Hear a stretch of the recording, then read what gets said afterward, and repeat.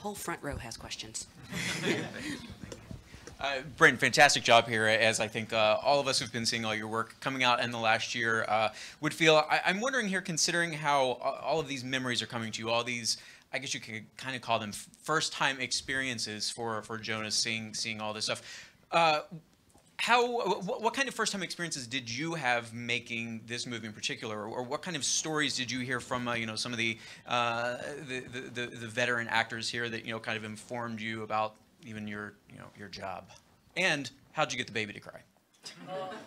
Let's start with the latter question, because that's a little more fun. I think as soon as the baby saw Philip's face, it just started crying.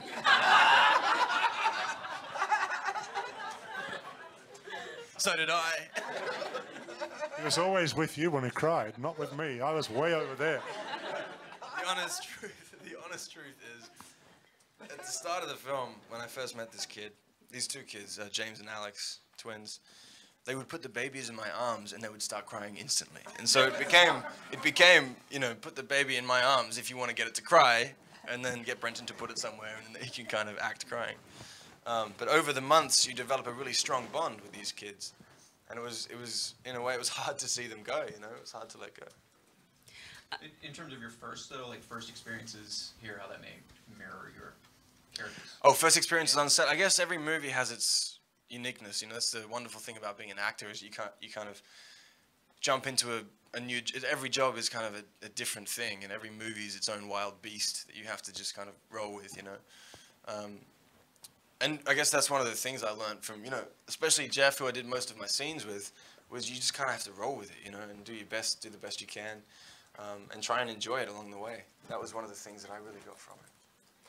Jeff, you have been doing this for so long. I have to imagine, especially when young actors work with you, do they ask you for advice? And do you offer it? I offer. I mean, yeah, I offer. I don't know. What do you think? What do you think, man? Did I? We just jam. It's like it's a musical expression, but it also works for making movies too. Brenton plays guitar. We did a lot of jamming, actually. But, having fun, my dad, Lloyd Bridges, he, taught me all the basics of acting. I remember when I got a part in Sea Hunt, he would, set me on his bed and say, now make it seem like it's happening for the first time, but listen to me, don't just say your lines. When my mouth stops, you got to, let what I'm saying kind of inform how you say it, all those things. But the main thing I learned from my dad was really just in observing how he worked and the joy that he had in doing what he loved doing.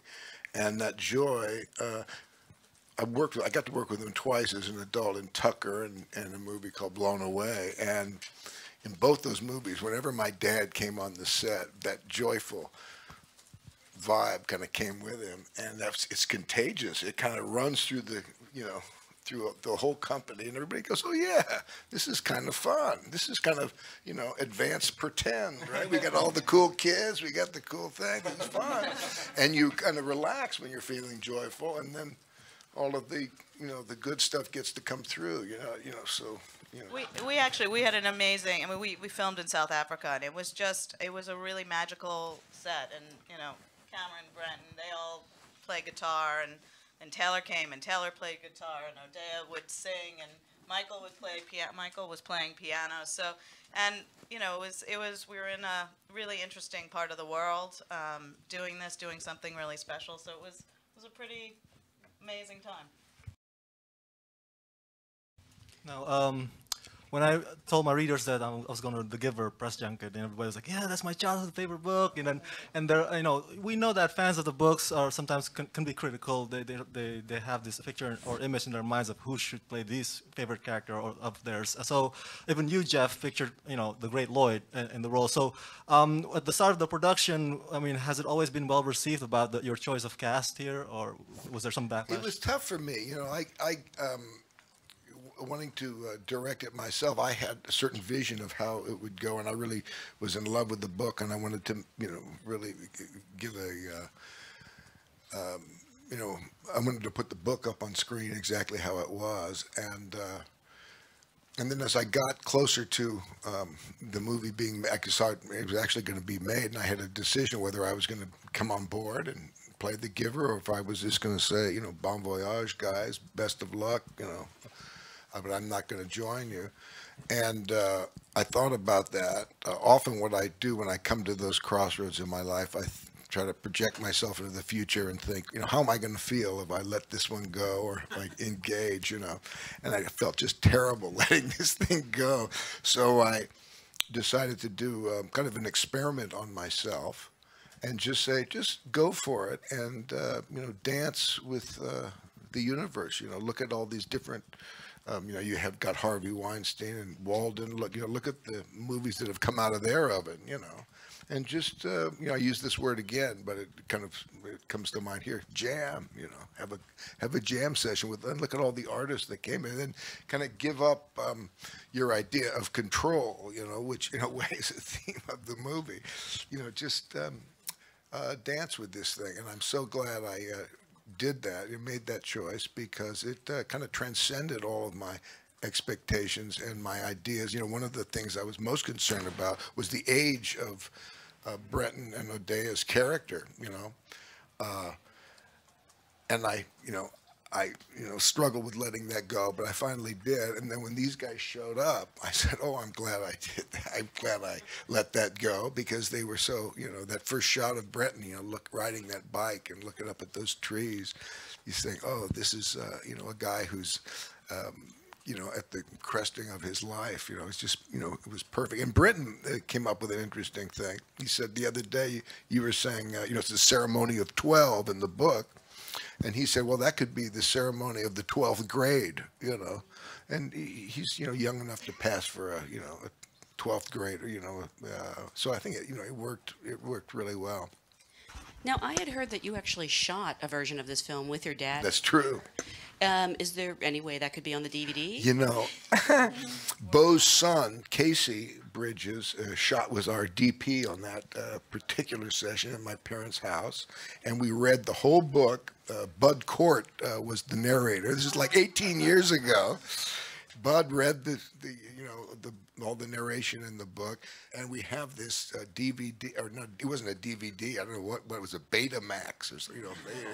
And we have this in some garage, and Casey, you know, tells me he's got it, and so hopefully that'll be, you know, something on the DVD or something like that. But this movie, this is a one of a kind experience for me. I've never had that kind of you know, passion or intention for a project, for, you know, holding it for 18 years. So it's very gratifying to see it finally come to fruition here. Okay, thank you. As the person who's sat with this the longest, Lois, what was it like for you to finally see it on the big screen? Confession, I haven't seen it. I've seen a version probably 3 weeks ago, and Philip tells me that that was not the final version.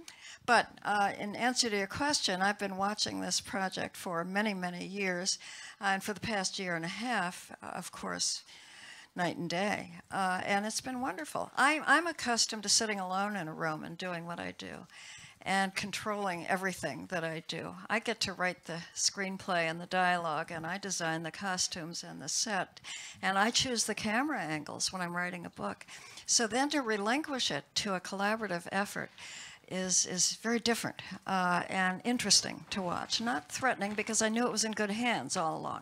Over the years, I talked to Jeff from time to time, and I could perceive his passion, and that it was in the right hands. So I wasn't nervous about it. Well, sometimes I was a little nervous about it. And then when it was cast, and I knew who the roles would be played by, although I hadn't seen any of the kids yet, I did know the other performers. And I just felt as though it was all going together, everything going into the right slot. We have time for one more question right here. My question is for Jeff. It's working with Taylor. What type of the actress she is? Taylor, God, she was so remarkable. She, you know, flew in. I think her, you know, first day of work was, you know, right on the heels of arriving in Cape Town, and, you know, certainly exhausted. And I had experienced that myself. I would have been exhausted, but she was such a pro and so up for being involved and playing, and took right to the. I hope she continues the acting, because she's, I think, very talented, as well as being a great songwriter and performer. And she was just wonderful. I think she really adds. And I believe she was Harvey's idea, wasn't she?